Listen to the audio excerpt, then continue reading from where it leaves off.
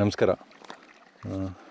ನೀವು ಈ ಮುಂಚೆ ನನ್ನ ಚಾನಲ್ನಲ್ಲಿ ಕ್ಯಾರೆಟ್ ಕೃಷಿ ಬಗ್ಗೆ ಸಂಪೂರ್ಣವಾದಂಥ ವಿಡಿಯೋಗಳನ್ನ ನೋಡಿದ್ದೀರ. ಸಂಪೂರ್ಣ ಅಂತಂತಂದರೆ ಒಂದು 5-6 ವಿಡಿಯೋಗಳನ್ನ ನಾನು ಮಾಡಾಕಿರ್ಬೋದು. ನಾನು ಈ ಮುಂಚೆ ಒಂದು 2.5-3 ವರ್ಷಕ್ಕೆ ಮುಂಚೆ ತರಕಾರಿಗಳನ್ನ ಬೆಳೀತಿದ್ದಾಗ, ಅಂದರೆ ನಮ್ಮ ಸ್ವಂತ ಜಮೀನಲ್ಲಿ ಮಾಡ್ತಿದ್ದಾಗ ಅದನ್ನು ನಾನು ಸರಣಿ ವಿಡಿಯೋಗಳನ್ನ ಹಾಕಿದ್ದೆ. ಅದಾದಮೇಲೆ ಕೆಲವಾರು ದಿನ ನಾನು ವ್ಯವಸಾಯನ ಮಾಡೋಕ್ಕಾಗಲಿಲ್ಲ. ಅದು ಕಾರಣಾಂತರಗಳಿಂದ ನಾನು ಅದನ್ನು ಮಾಡೋಕ್ಕಾಗಿಲ್ಲ, ಕಂಟಿನ್ಯೂ ಮಾಡೋಕ್ಕಾಗಿಲ್ಲ.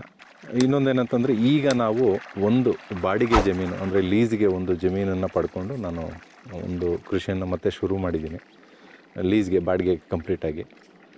ನಾನು ಈ ವಿಡಿಯೋನ ಪರ್ಟಿಕ್ಯುಲರಾಗಿ ಒಂದು ಕೃಷಿ ಹೊಂಡ ಅಂದರೆ ನೀರು ನಮ್ಗೆ ಏನೇನಕ್ಕೆ ಸ್ಟೋರೇಜ್ ಮಾಡಿದಾಗ ಯಾವ್ಯಾವ ಕೆಪಾಸಿಟಿನಲ್ಲಿ ನೀರು ಸ್ಟೋರೇಜ್ ಮಾಡೋಕ್ಕೆ ಎಷ್ಟೆಷ್ಟು ಖರ್ಚು ಬರುತ್ತೆ, ಅದರ ಉದ್ದಳತೆಗಳು, ಮತ್ತು ಅಂದರೆ ಇದನ್ನು ನಾನು ಏನು ಮಾಡಿದ್ದೀನಿ ಅದನ್ನು ಮಾತ್ರ ನಾನು ನಿಮಗೆ ಹೇಳೋಕ್ಕೆ ಇಷ್ಟಪಡ್ತೀನಿ. ಈ ವಿಡಿಯೋನ ನೋಡಿದ್ರೆ ನಿಮಗೂ ಒಂದು ಐಡಿಯಾ ಬರ್ಬೋದು. ಸೊ ಆ ರೀತಿ ಒಂದು ಮನಸ್ಸಲ್ಲಿ ಇಟ್ಕೊಂಡು ಈ ವಿಡಿಯೋ ನೋಡಿ ಅಂತ ಹೇಳ್ತೀನಿ. ಕೊನೆವರೆಗೂ ನೋಡಿ, ನಿಮಗೇನಾದರೂ ಒಂದು ಸ್ವಲ್ಪ ಇನ್ಫಾರ್ಮೇಷನ್ ಸಿಗ್ಬೋದು. ನೋಡಿ, ನಾವು ಕೃಷಿ ಹೊಂಡಗಳನ್ನು ಮಾಡಿದಾಗ ನಮಗೆ ಮೇಯ್ನು ಏನು ಒಂದು ಇದು ಬೇಕಾಗುತ್ತೆ ಅಂತಂತಂದರೆ, ನಮ್ಮ ಬೋರಿನಲ್ಲಿ ನೀರಿನ ಪ್ರಮಾಣ ಎಷ್ಟು ಬರ್ತಾ ಇದೆ ಅನ್ನೋದೊಂದು. ನೋಡಿ, ಈಗ ನೋಡ್ತಿದ್ದೀರಲ್ಲ, ಇಷ್ಟೇ ನಮ್ಮಲ್ಲಿ ನೀರು ಬರ್ತಾ ಇರೋದು. ಆ್ಯಕ್ಚುಲಿ ನಮ್ಮಲ್ಲಿರೋವಂಥ ಭೂಮಿ, ನಾನು ಲೀಸಿಗೆ ಮಾಡಿರೋಂಥ ಭೂಮಿ ಬಂದುಬಿಟ್ಟು 1.5 ಎಕರೆ ಅಷ್ಟೇ. 1.5 ಎಕರೆ ಭೂ ಪ್ರದೇಶನ ನಾನು ಮಾಡ್ಕೊಂಡಿದ್ದೀನಿ. ನೀವು ನೋಡ್ತಿರಲ್ಲ, ಈ ರೂಮಿನ ಮುಂದೆ ಒಂದು ಅರ್ಧ ಎಕರೆ ಬರುತ್ತೆ, ಮತ್ತು ಆಚೆ ಹೊರಗಡೆ ಇದ್ರ ಸುತ್ತು ಕಾಣ್ತಾ ಇರೋದು 1 ಎಕರೆ ಬರುತ್ತೆ. ಇದು ಏನಿದೆ, ಇದು ನರ್ಸರಿ ಭಾಗದ ವಿಡಿಯೋ ಅಂತ ನಾನು ಹೇಳೋಕ್ಕೆ ಇಷ್ಟಪಡ್ತೀನಿ. ಇದನ್ನು ನಿಮಗೆ ಮುಂದಿನ ವಿಡಿಯೋದಲ್ಲಿ ನಾನು ಏನು ಬೆಳೆ ಮಾಡ್ತಾಯಿದ್ದೀನಿ ಅನ್ನೋದನ್ನ ನಿಮಗೆ ವಿಡಿಯೋದಲ್ಲಿ ಹೇಳ್ತೀನಿ. ಈಗ ಕಂಪ್ಲೀಟಾಗಿ ನಿಮಗೆ ಕೃಷಿ ಹೊಂಡದ ಬಗ್ಗೆನೇ ಇರುತ್ತೆ. ಸೊ ನೋಡಿ, ಅಟ್ ಪ್ರೆಸೆಂಟ್ ನಾವೇನು ನೋಡ್ತಾ ಇದ್ದೀವಿ, ಈ ಕೃಷಿ ಹೊಂಡ ನಾನು ಮಾಡಿ ಸುಮಾರು ಒಂದು 2.5-3 ತಿಂಗಳ ಹತ್ತತ್ರ ಆಗೋಗ್ಬಿಟ್ಟಿದೆ. ಇದನ್ನು ನವಂಬರಲ್ಲಿ 2025 ನವಂಬರಲ್ಲಿ ನಾವು ಕೃಷಿ ಹೊಂಡ ಮಾಡಿದ್ದು. ಈ ವಿಡಿಯೋ ಮಾಡ್ತಾ ಇರೋದು ಬಂದುಬಿಟ್ಟು ನಿಮಗೆ ಫೆಬ್ರವರಿ 8ನೇ ತಾರೀಕು ಈ ವಿಡಿಯೋನ ನಾವು ಮಾಡ್ತಾಯಿದ್ದೀವಿ. ನೋಡ್ತಿದ್ದೀರಲ್ಲ, ಆಗಲೇ ಒಂದು ಸ್ವಲ್ಪ ಪಾಚಿ ಕೂಡ ಬಂದಿದೆ ಅಲ್ಲಲ್ಲಿ. ಮತ್ತು ಇದನ್ನು ನಾವು ನಿಮಗೆ ವಿಸ್ತೀರ್ಣದಿಂದ ಈಗ ಫುಲ್ ಡೀಟೇಲ್ಗೆ ಹೇಳ್ತೀನಿ. ನೋಡಿ, ನೀವೇನು ನೋಡ್ತಿದ್ದೀರಲ್ಲ, ಇದು ಈ ರೀತಿ ಅಡ್ಡಳತೆ ಒಳಗಡೆ, ಅಂದರೆ ನೀರೇನು ನಿಂತಿದೆಯಲ್ಲ ಅಷ್ಟು ವಿಸ್ತೀರ್ಣ ಮಾತ್ರ. ಅಂದರೆ ಈ ಮೂಲೆಯಿಂದ ಆ ಕೊನೆವರೆಗೂ 30 ಅಡಿ ಬರುತ್ತಿದ್ದು. ಸೊ 30 ಅಡಿ ವಿಸ್ತೀರ್ಣ ಬರುತ್ತೆ ನಿಮಗೆ. ಆ ಕೊನೆಯಿಂದ ಹಿಡಿದು ಈ ಕೊನೆವರೆಗೂ 40 ಅಡಿ ವಿಸ್ತೀರ್ಣ ಬರುತ್ತೆ. ಈ ರೀತಿ ಇದೆ. ಮತ್ತು ನಿಮಗೆ ನೋಡಿ, ನಾನು ಮೇಯ್ನಾಗಿ ಇದರ ಡೆಪ್ತ್ ವಿಚಾರಕ್ಕೆ ಬಂದರೆ, ಡೆಪ್ತನ್ನು ನಾನೇನು ಮಾಡಿದ್ದೀನಿ ಅಂದರೆ, 6 ಅಡಿ ಎತ್ತರ ಇರುವಂಥ ಮನುಷ್ಯ ಮಧ್ಯದಲ್ಲಿ ನೀರಿಗೆ ಹೋಗಿ ನಿಂತ್ಕೊಂಡ್ರೂ ಕೂಡ ಅವನ ಕುತ್ತಿಗೆಗೆ ಇಲ್ಲ ಗಡ್ಡದ ಲೆವೆಲ್ಗೆ ನೀರು ಬರಬೇಕು. ಅದನ್ನೊಂದು ಮನಸ್ಸಲ್ಲಿ ಇಟ್ಕೊಂಡು ನಾನು ಮಾಡಿದ್ದೀನಿ. ಏನಕ್ಕೆ ಅಂದರೆ, ಸಮಯ ಸಂದರ್ಭ, ನೆಕ್ಸ್ಟು ಏನೋ ಒಂದು ಸಣ್ಣ ಪುಟ್ಟ ಪ್ರಾಣಿಗಳೇ ಬಂತು, ಇಲ್ಲ ಯಾರೇ ಒಬ್ಬರು ಮನುಷ್ಯರು ಈಜು ಬರದೇ ಇರೋವಂಥವ್ರು ಕೈಕಾಲು ಜಾರಿ ಬಿದ್ದರು, ಅವರು ಬರಬೇಕಾಗತ್ತೆ. ಅಂದರೆ ಅವ್ರಿಗೇನು ತೊಂದರೆ ಆಗಬಾರ್ದು ಅನ್ನೋ ಒಂದು ದೃಷ್ಟಿನಲ್ಲಿ ನಾನು ಈ ರೀತಿ ಮಾಡಿರೋದು. ನೋಡಿದ್ರಲ್ಲ, ಇದು 30ಕ್ಕೆ 40 ವಿಸ್ತೀರ್ಣದ ಈ ಒಂದು ಅಂದರೆ ಒಳಗಡೆ ಈ ನೀರೇನು ನಿಂತಿದೆ ಅಷ್ಟು ನಾನು ಹೇಳ್ತಿರೋದು. ಮತ್ತು ನಾವು ಹೊರಗಡೆ ತೊಗೊಂಡ್ರೆ ಅದು ಜಾಸ್ತಿ ಬರುತ್ತೆ ನಿಮಗೆ. 50 ಅಡಿಗೆ ಒಂದು 35, 50 ಅಡಿಗೆ ಒಂದು 40 ಅಡಿ ಕೂಡ ಬರ್ಬೋದು ಅಂತ ನನ್ನ ಅಭಿಪ್ರಾಯ. ನೋಡಿದ್ರಲ್ಲ, ಇದು ಮೇಯ್ನಾಗಿ ನಾವು ಇದಕ್ಕೆ ಸುತ್ತೂ ಕೂಡ ಶೇಡ್ ನೆಟ್ ಹಾಕಿ ಫೆನ್ಸಿಂಗನ್ನು ಮಾಡಿದ್ದೀನಿ. ಏನಕ್ಕೆ ಅಂದರೆ, ಯಾವುದೇ ಕೂಡ ಪ್ರಾಣಿಗಳು ಬಂದು ಸಡನ್ನಾಗಿ ಹೆಜ್ಜೆ ಇಟ್ಟು ತುಳಿದು ನಮ್ಮ ಏನು ಟಾರ್ಪಲ್ ಹಾಕಿರ್ತೀವಲ್ಲ ಅದನ್ನು ನಾವು ಡ್ಯಾಮೇಜ್ ಆಗದೇ ಇರಲಿ ಅಂತಂತೇಳ್ಬಿಟ್ಟು ನಾನು ಇದನ್ನು ಮಾಡಿದ್ದೀನಿ. ಈ ಥರ ಮಾಡಿಕೊಂಡ್ರೆ ತುಂಬ ಒಳ್ಳೆಯದು ಅಂತ ನಾನು ಭಾವಿಸ್ತೀನಿ. ಕೃಷಿ ಹೊಂಡ ಇರೋದರಿಂದ ನಾವು ಒಂದು ಸೋಲಾರ್ CCTVನೂ ಕೂಡ ನಾನು ಮಾಡಿದ್ದೀನಿ. ಯಾಕೆಂದರೆ ನಮ್ಮ ಮುಂಜಾಗ್ರತೆಗಾಗಿ ಅಂತೇಳ್ಬಿಟ್ಟು ಇದು ಒಂದು. ಸೊ ಮೇಯ್ನಾಗಿ ನಾನು ಈ ಒಂದು ಕೃಷಿ ಹೊಂಡದಲ್ಲಿ ನೀರು ಎಷ್ಟು ಸ್ಟೋರೇಜ್ ಹಿಡಿಬೋದು ಅಂತ ಹೇಳೋಕ್ಕೋದ್ರೆ, ನನ್ನ ಅಂದಾಜು ಪ್ರಕಾರ 90,000ದಿಂದ 1,00,000 ಲೀಟ್ರ್ ನಮಗೆ ನೀರಿನ ಸ್ಟೋರೇಜು ಬರುತ್ತೆ ಅಂತ ನಾನು ಅಂದ್ಕೊಂಡಿದ್ದೀನಿ. ಬರ್ತಾಯಿದೆ ಕೂಡ. ಇದನ್ನು ಮೇಯ್ನಾಗಿ ನಾನು ಬಳಸ್ತಾ ಇರೋದೇನಕ್ಕಪ್ಪ ಅಂತಂತಂದರೆ, ಯಾವ ಉದ್ದೇಶಕ್ಕೆ ನಾನು ಮಾಡಿದ್ದು ಅಂತಂತಂದರೆ, ನೀವು ನೋಡಿದ್ರಲ್ಲ, ನಮ್ಮಲ್ಲಿ ಇರ್ತಕ್ಕಂಥ ನೀರಿನ ಪ್ರಮಾಣ ತುಂಬ ಕಮ್ಮಿ ಇದೆ ಒಂದು.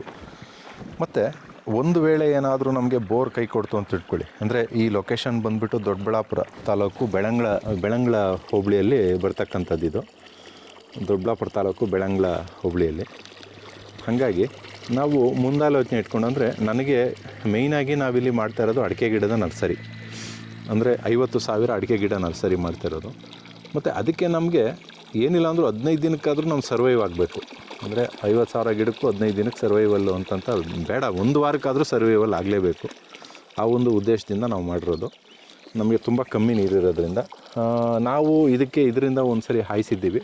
ನಮ್ಮ 1.5 ಎಕರೆಗೂ ಒಂದು ಸಾರಿ ಫುಲ್ಲಾಗಿ ನಾವು ಸ್ಪ್ರಿಂಕ್ಲರ್ಗಳಲ್ಲಿ ಕೊಟ್ಟು ಫುಲ್ಲಾಗಿ ಮಾಡಿದಾಗ ನಮಗೆ 1.5 ಎಕರೆನೂ ಒಂದು ಸರಿ ಕಂಪ್ಲೀಟಾಗಿ ನೆನೆಸ್ಕೊಬೋದು ನಾವು ಈ 1 ಲಕ್ಷ ಲೀಟ್ರಲ್ಲಿ.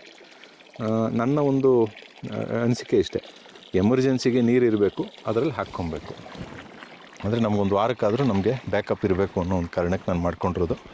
ಇದನ್ನಿನ್ನೇನು ಮಳೆ ನೀರಿಗೆ ನಾವೆಲ್ಲ ಸ್ಟೋರೇಜ್ ಮಾಡ್ಕೊಳ್ಳೋದು, ಮಳೆ ಕೊಯ್ಲು ಅನ್ನೋದಕ್ಕೆಲ್ಲ ನಾನು ಬಳಸ್ತಿಲ್ಲ. ಓನ್ಲಿ ಪರ್ಪಸ್ ಆಫ್ ಎಮರ್ಜೆನ್ಸಿ ನೀರು, ನಮಗೇನು ಸಮಸ್ಯೆ ಆಗದೇ ಇರಲಿ ಅನ್ನೋ ಒಂದು ಕಾರಣಕ್ಕೆ.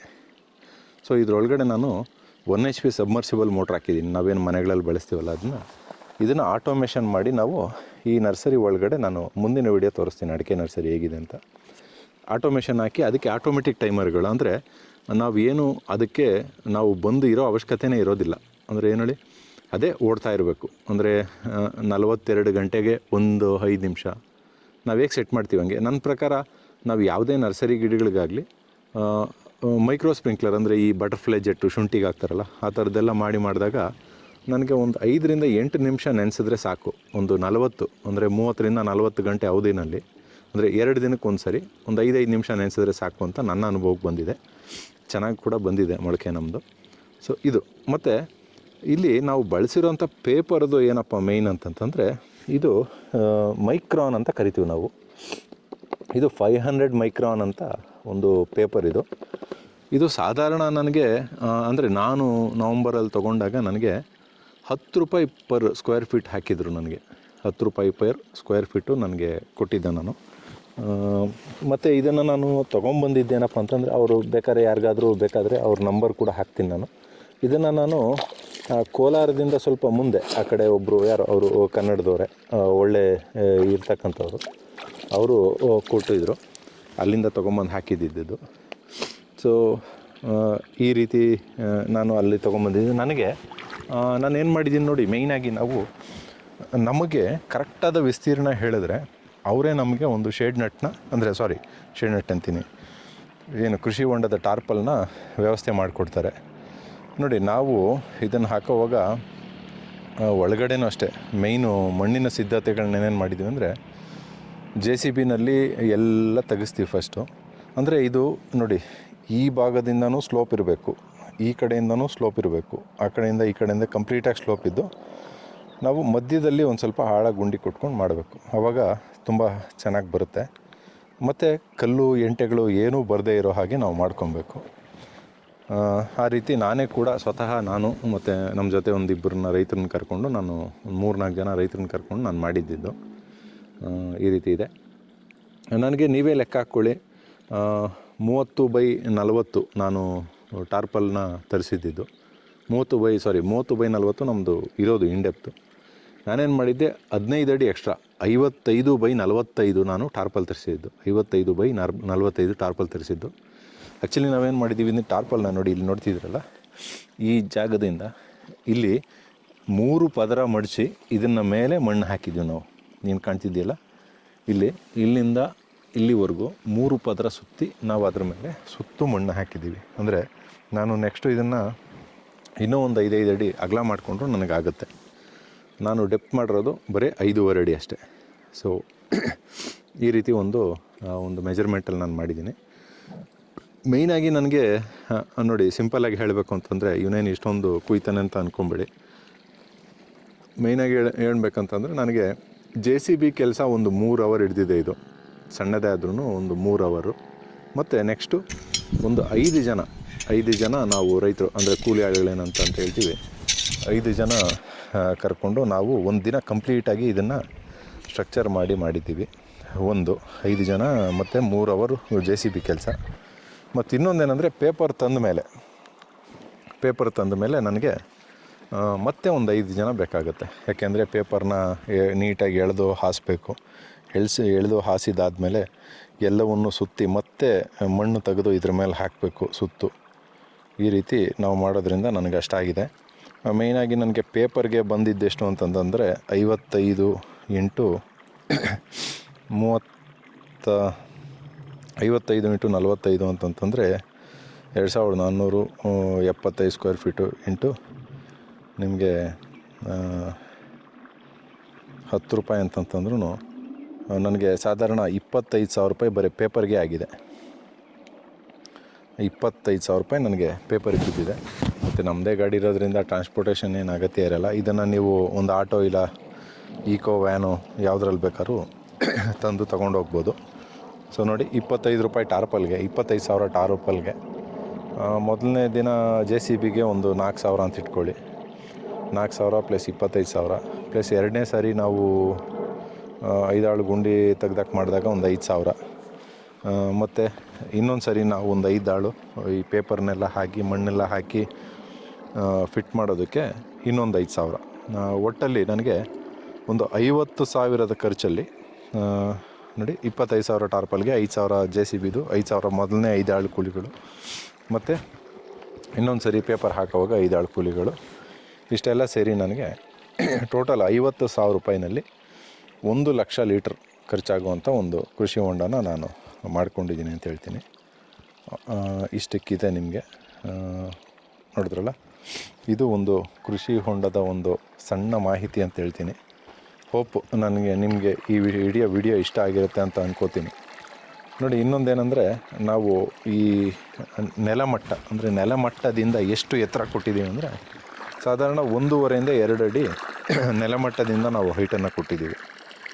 ಈ ರೀತಿ ನೋಡಿದ್ರಲ್ಲ, ಇಲ್ಲೆಲ್ಲ ಗೇಟ್ ವಾಲ್ಗಳೆಲ್ಲ ಬರುತ್ತೆ ನೋಡಿ. ಈ ರೀತಿ 1.5 ಇಂದ 2 ಅಡಿ ನೆಲಮಟ್ಟದಿಂದ ನಾವು ಹೈಟನ್ನು ಕೊಟ್ಟಿದ್ದೀನಿ.